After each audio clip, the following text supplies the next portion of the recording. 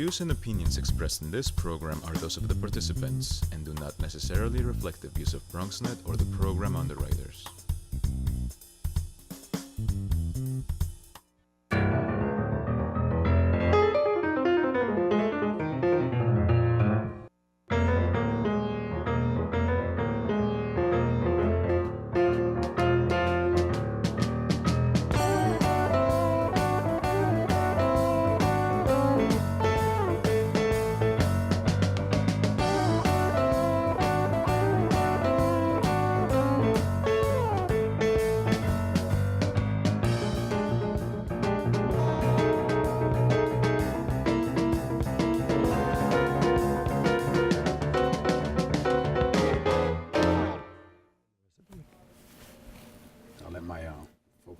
Good evening and welcome to Bronx Talk. In 1995, a moment of world history took place in our borough of the Bronx. The late Fidel Castro made an appearance at the former Jimmy's Bronx Cafe on Fordham Road. It's been documented in a new book. This book, Knockout, Fidel Castro Visits the Bronx. The story behind this historic visit is fascinating, as was the visit itself. Also, of course, the late Cuban leader is a controversial figure, and so we will address that and other related issues with the author of the book, the irrepressible Julio Pabón, who's our guest tonight. Should be a fun and informative program. If you have questions about anything you hear on tonight's show or comments, then please send an email to BronxTalk@BronxNet.org, or you post it on our Facebook page, and we'll read it on the air during a future edition of our program. For the here and now, a political activist, a recent city council candidate, author of the new book about Fidel Castro in the Bronx, longtime Bronxite, make that all-time Bronxite, Julio Pabón. Nice to see you again, my friend. Yeah, Mi amigo. That's better than, let's get ready to rumble. Yeah, or, here we go. Let's Knockout. get in the ring. That's it. So there's just so much to ask. Now, I know you've been on BronxNet. You've been interviewed just about everywhere and anywhere, certainly after the death of Fidel Castro. So let's just get your impressions of what it's been like. What have you learned from this process of going around with this book? And then, of course, the timely or untimely death of Fidel Castro. It's kind of put you in the spotlight. What have you learned? What has this been for you? Well, one of the things that comes out glaringly is the fact that there's a lot of people that know very little about Fidel Castro, including, our news media, because they seem to have had problems finding people like myself. It's very easy to find someone to talk a lot of, negative things about Fidel. Just go to any Cuban community and look for anybody over, like 65 or 60, and especially if they're white, and, ask them about Cuba, and chances are that 1 out of 3 will probably mention some stuff negative about Cuba. Then after Fidel's passing, all you had to do was go to Miami and just plop yourself into that little party that they had, which I think was disgraceful, celebrating somebody's death. Because even the mob doesn't do that. The mob kills somebody, they'll go to the funeral and they'll pay respects to the widow and to the children, then they go back and fight. But these people did. So what I found interesting about this whole process was that I was getting called a lot, because the book was doing well prior to Fidel's passing. The book was doing well, just on contacts and friends about the Bronx and whatever. But then after his passing, what came in is what we're doing, but even though you had planned this before, I've gotten a lot of calls from news stations, national news stations and radio programs that want to talk to me about the book, because it has Fidel on the cover and it is about his visit. They wanted to know about him, about the man. Right. A little more perspective, and I am, irrespective of my ethnicity, I'm going to ask you questions about maybe some of the other controversial things about him. But so your sense is they were looking for somebody who would give a larger vision of who he was, as opposed to what maybe you get from traditional media. Exactly, and apparently they seem to have had a problem with that, because I was getting texts from Univision, from Telemundo, which are national programs, right, and they were telling me, is it true, about you, that you meet Fidel Castro, and would like to get your perspective on it. And when I asked one of the, like people who might work there, they say, yeah, we've been having a problem finding, someone that can legitimately speak, because you could find a lot of people in the Bronx, Most Dominicans who faced an invasion by the United States in 1964 with the overthrow of Juan Bosch, other Cubans, right, who were here, who came after 1960s, Right. And especially Puerto Ricans, because of our situation with, the political situation with Oscar Lopez Rivera, who's a political prisoner, the longest held political prisoner in the world. Our closeness to Cuba, where there's a poem from the 1800s that said Puerto Rico and Cuba, the two wings of the same bird. So if you go to any of these communities, you will probably find people who speak positive, but who are they? Just people on the street. They needed somebody with some type of authority, and I guess because I wrote the book, it puts me in that thing. Well, so here you are, and here you are in Bronx Talk as well. Listen, let's just put it on the table. He killed family members of those who escaped. Dissidents were tortured. Despite the advancements in education and healthcare, people chose to risk their lives, and some died trying to escape. Let's face it, he brought the world to the brink of nuclear war. So doesn't the history have a balance about Fidel Castro? And I know you're enthusiastic, but I think you'd have to acknowledge there is something there that is not so pleasant. Well, the problem is, Gary, that a lot of that stuff is bold lies. There has been issues of Cuba. First of all, people forget. You think it's lies? Of really? course, I could tell you. Cuba had a revolution. Show me a revolution from our own revolution, American Revolution. How many Brits did not leave the United States after our revolution with George Washington? How many? I can tell you there's a whole lot of Brits that left, and a lot of them left unpleasantly because they didn't believe in this revolution. How many were killed and died in the French Revolution? I mean, the numbers are atrocious. What you're suggesting is this is the natural order of things, so to speak. Absolutely. People forget that there was a revolution, and also people forget. Did you ever hear anybody mention Batista?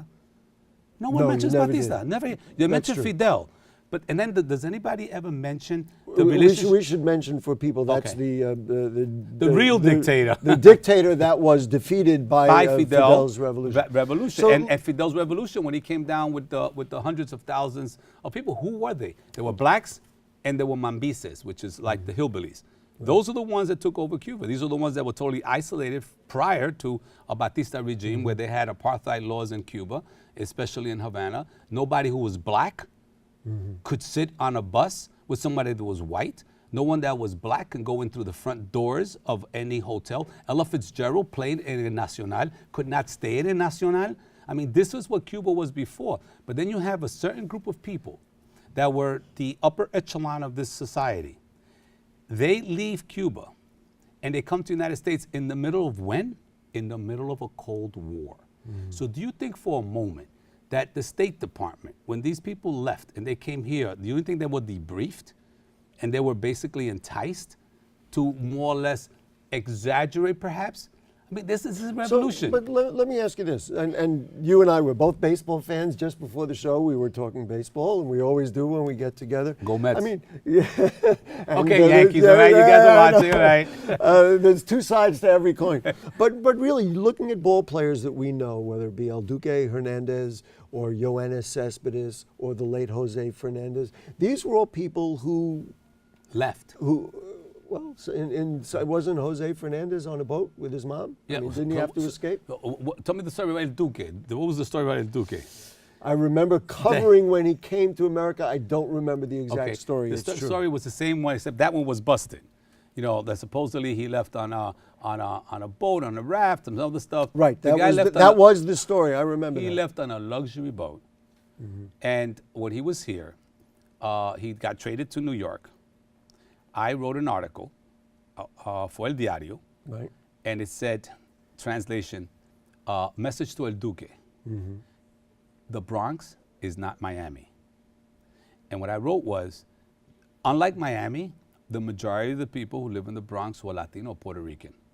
Unlike the Miamians who are Cubans, Puerto Ricans here are very positive towards Cuba, present Cuba. And Fidel visited the Bronx. So my advice to you as a baseball player coming to the Bronx, Okay. do not speak in any way with exaggerations and lies about Cuba. Tell the truth about what happened. Tell the truth about what happened. and stay focused on baseball, and you're going to have great fan base. But if you start talking like some other baseball players do, which they are encouraged, and I'll tell you about how this is done later, then you're going to have problems here in New York City in the Bronx. At one point, I get to meet him. He gets to find out. Duque, you're talking yes, about. and I go to the locker room, and he finds out I'm the guy that wrote the article. Right. So he tells me, listen, I read your article, and I agree with you. We became friends. He didn't speak about Cuba at all, but I would go to Cuba once in a while, and he would ask me, "Can you do me a favor?" I said, "Sure." He says, "Can you bring me?" So he would ask me to bring him something from Cuba. We became so close, and the World Series that the Yankees won that year, and Duque was there. We were celebrating. He had cohibas, Cuban cigars, and we got into a personal conversation. And you're probably one of the first to hear this. Because and all our viewers. And your viewers. I plan to write about this in a future book about my experiences with baseball. And I asked him we just started talking about Cuba. And he says, I'm so proud of you, man, because as a Cuban, you didn't come here like others who came here and started talking every chance you had so much negative stuff about Cuba. Right. And he said, Julio, I can't talk negative about Cuba. I said, how do you think I got to be who I got to be? He said, if it wasn't because of Cuba and the way that I developed, I would never have been given the opportunity to have the skills that I have. So I can't speak bad about Cuba. So I asked him, so what happened? Why did you leave? I don't want to spend a lot of time on it because I do want to talk about Castro. And he said, but this is Julio's baseball. Got great stories. That's why I said you and me, we can talk baseball all the time. He said, Julio, you can't take someone as a kid and help them to become one of the best in the world and never become the best unless you face the best. In Cuba, I got to a certain level. So that was the motivation to come here. Which really brings us right up to talking about the book. The relationship between, you didn't have a relationship with Castro beforehand. No relationship. And I'm going to just summarize very quickly. Rudy Giuliani, who was the mayor at the time, had invited world leaders and basically excommunicated two of them. One was Yasser Arafat and the other was Fidel Castro. And I'm summarizing because I want to move it forward. And so you decided to, in essence, invite Castro. Not even invite. You wrote a press release. That's all it was. Talk about it and explain to people what it was. First of all, the reason Giuliani did this, and he can debate this all he wants, but the bottom line is he was visited by a group called the Cuban National Foundation. Right. The Cuban National Foundation, if you find out who they are, the Cuban National Foundation is an organization that basically has developed itself right after the Cuban Revolution, and their sole purpose is to destroy the Cuban Revolution. They get funded by the U.S. government. They get funded by the CIA. Right. So he And this met group, with them. They came here and they were willing to spend a lot of dollars to do anything to embarrass Fidel. Right. So then, the mayor then decides to have this this dinner, and he disinvites Fidel. That's what my premise is. That's my thesis in the book. And why was the Bronx a good place, or is it obvious considering the size of the Hispanic and even Puerto Rican population in the Bronx? Why was the Bronx the right place to have? Because I live here. I was the one that did the press So release. in other words, if it wasn't the Bronx, you would have invited him to Brooklyn? If I was wherever living you in were? Brooklyn, I would have invited him to Brooklyn. Interesting. I live in the Bronx. I've been here since 1956. I'm a Bronxite. I love my borough. And when the mayor disinvited him, my friend David Galarza, and he's the one that called me and told me about this. I was more into baseball. I was more into developing Latino sports. So I was out of politics. I was the director of Latino affairs in the city of New York for many years.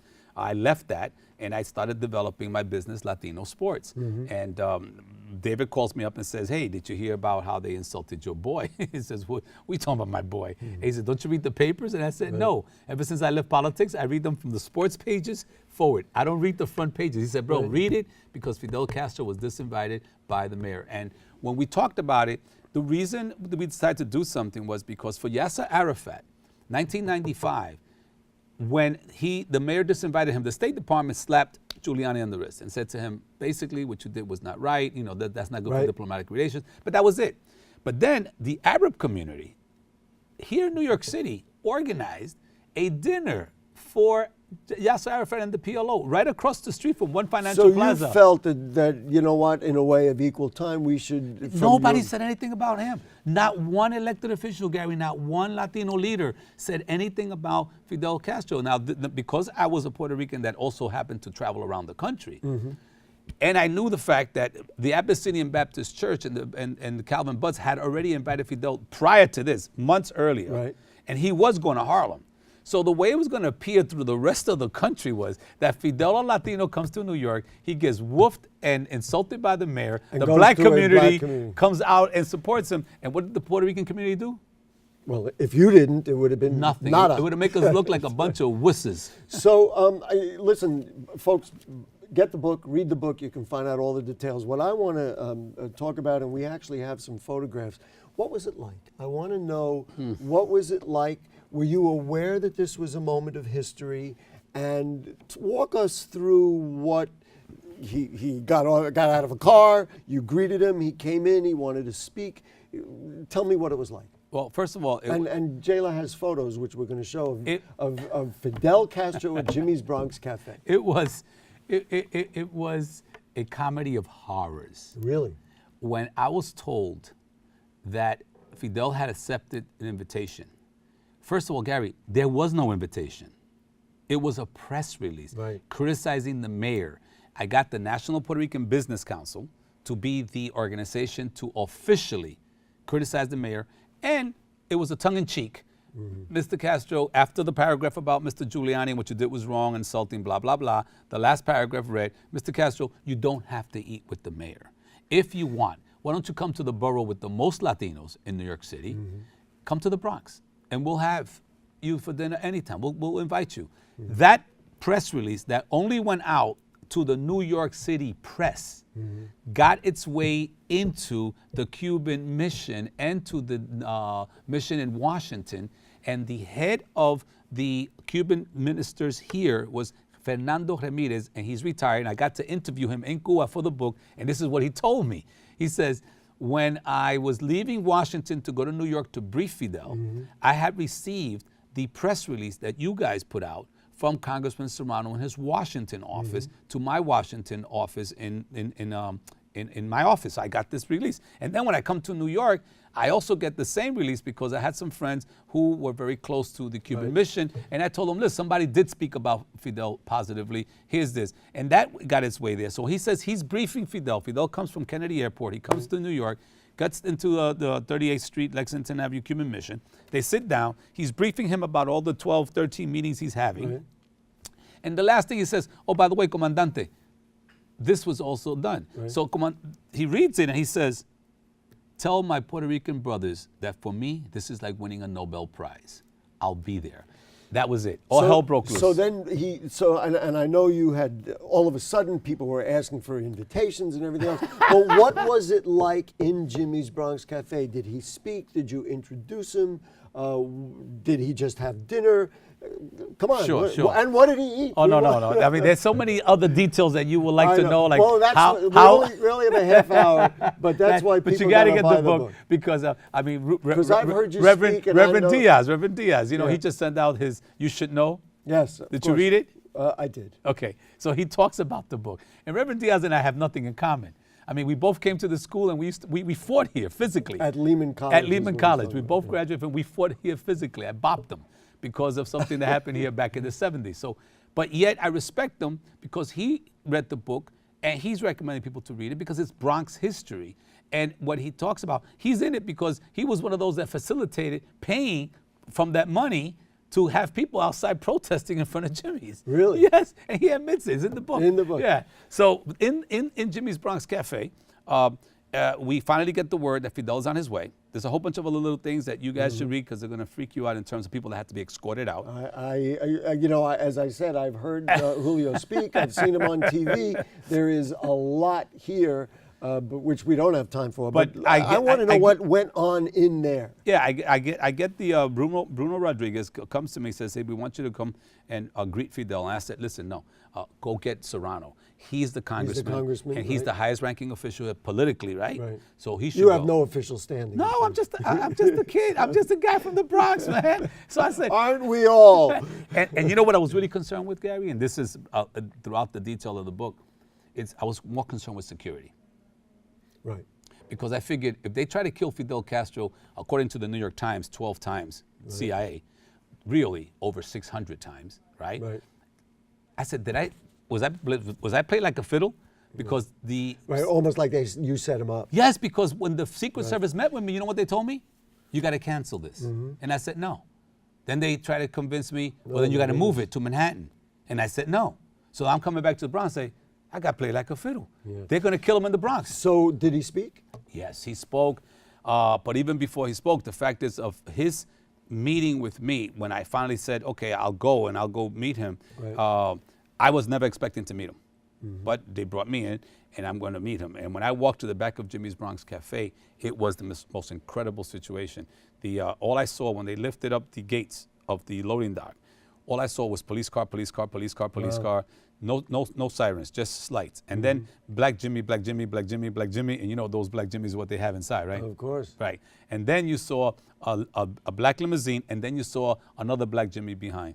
The limousine backs up into the loading dock. Right. You have security all over us, making sure that we were not there because we were being forced to be there. Right, right. When the security tells the guy everything is clear, the driver comes out and he wants to physically make sure that there's no gun behind us or whatever. Right. And then he opens the door to the guy inside, who then opens up the door, and Fidel's entourage comes out. And entourage comes out, and I had never seen Fidel with a business suit. Personally, I've always seen him, with fatigues. So he comes out. He's a tall guy. He should be a basketball player. Now I know why. We should be clear. Was, of course. For those, a tall guy. And he straightens out his suit. He walks over to Bruno, who brought me here, to him. And he tells Fidel, Comandante, this is Julio Pabón. Did your jaw drop? You were like, my mouth was open. Yeah. Because there was helicopters flying. There was a gunboat on the Harlem River. They stopped the Deegan. They stopped Fordham Road. And then he came over and said hello to you. He did not only say hello. When Bruno said to him, Comandante, this is Julio, the person responsible for organizing this event. Fidel grabbed me with both hands, which is very strange, and there's a spiritual thing behind that. My father was a medicine man and taught me that. Not like this. Okay. He went like this. And he looked into my eyes and he says, isn't this going to harm you? And Gary, you know my background. I campaigned for Stein. I helped elect the first lesbian woman in New York State, New York City politics. I helped elect the first African American mayor, Dinkins. I've worked for elected officials. Nobody ever said that to me. Nobody ever said to me, are you okay? They were worried about you. He was worried about me. I'm saying, who is this guy? Who is Fidel Castro? So then I want to move it ahead. So he goes inside. Did he sit and have dinner? And the place was packed. Listen, the place was packed. We thought, Serrano was a little bit freaked out when we found out that he was coming, and he was concerned about the number of people that are going to come protesting and how we're going to do this. And I said, look, first of all, this was not a public event. Right. This is a private event. So if we have 25 people, 10 people from your staff, 15 people from the National Political and Business Council, that'll be enough. How naive you are. Oh, yes, I was. Especially when the gatekeeper, Serrano, all of a sudden realized that what I was saying was true, because we told him, Cuba's not going to come into protest. So he began to bring more people, and next thing I know, we had to cut it off, Gary, at 350. We're going to run out of time. Can you characterize what he said? Did he say anything topical or interesting, or was it pretty much a generic speech? No, he gave a very interesting speech. Everybody that was there, and let me tell you, the majority of the people that were there did not go because they supported Fidel. These were not activists. These were not leftists. These were not communists, socialists. These were regular folks. Dr. Ricardo Fernandez was one of the ones that was there. Former president of Lehman College. He was there. Wow. We had people, we had Molina, Carlos Molina, who at that time was Lincoln Hospital. Hospital. Get to something that he said. Bottom line is, he gets there. Majority of people were there because of Giuliani's disinvitation, not because they supported the revolution. But after he finished speaking, the majority of the people there left telling me things like, Julio, I can't believe the things they said about that man. I'm going to have to redouble check this stuff, because the way he came across, Gary, he came across as a guy who not only, it was like if you were in a college session. He educated so many people there about the Cuban Revolution from the times of. Did you know that Cubans fought for the for the America's Revolution? I didn't know that. I did not know that. I didn't know that. He gave the details. How many Cubans came here and fought? He talked about the migration prior to the revolution, and then he talked about the reasons why the migration was developing afterwards. He gave how such an long did he incredible. speak? About 40 minutes. 40 minutes. Which is short for Fidel Castro. Oh, okay. That I wouldn't know.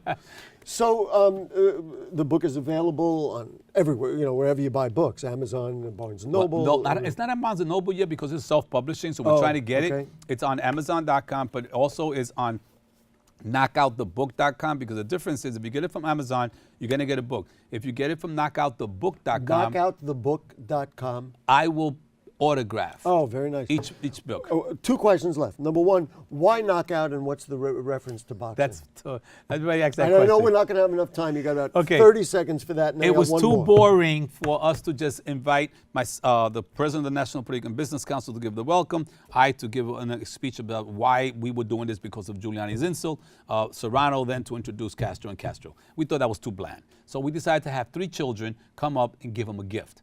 So we had 3 different gifts. One 10-year-old who gave him some white flowers. A 13-year-old gave him 2 hats, one red and one green. And my son, who was 15 at the time, gave him a boxing glove. And he took the boxing glove and put it on and went up. I went to Cuba doing research. A Cuban who was the personal photographer for Fidel Castro for 2 decades said to me, "You don't have any pictures. I heard you need some stuff." And he gave me all these pictures. And he said, "What's going to be the name of your book?" And I said, "Fidel Castro visits the South Bronx." He said, no. You got to make it knockout. Why? He said, because the mayor's dinner, people will forget, and people have forgotten. But the organized dinner with Fidel Castro will never be forgotten. That's a knockout. Last question. Significance of this for the Bronx? I mean, this was his last visit to America. Oh, they're telling me to wrap it up. You got 15 seconds. I think that my next goal is to try to see if I get a plaque and put in the building in which he visited, which is now another different restaurant, and say, that's a historic place. People 15 years from now are going to want to come to the Bronx, see Yankee Stadium, Bronx Zoo, and where Fidel visited. I'll tell you, David Bowie also played Jimmy's Bronx Cafe, and I was there for that, a totally different moment of history. Julio Pabón, tremendous bit of history. It's great that you documented it. Thank you so much for being with us. It's a pleasure, and thank you so much for having the type of program people can really get educated. Yeah, well, the other thing is there's so much more in the book. Oh my goodness. You got, my meeting with the Secret Service. They're waving at me. I don't even know if I have time to tell people that if you have further comments or questions, you can always send us an email. You can, of course, check out our archives at BronxNet.org. We are on the lower right navigation bar. Next week, we do a show on transgender health and take a look at innovative new homeless services for LGBT people in the Bronx. Everybody's welcome on our program, you know that. Thanks to our producer, Jayla, director is Brianna, and we'll see you next week. Good night. Knockout! It's my final word tonight.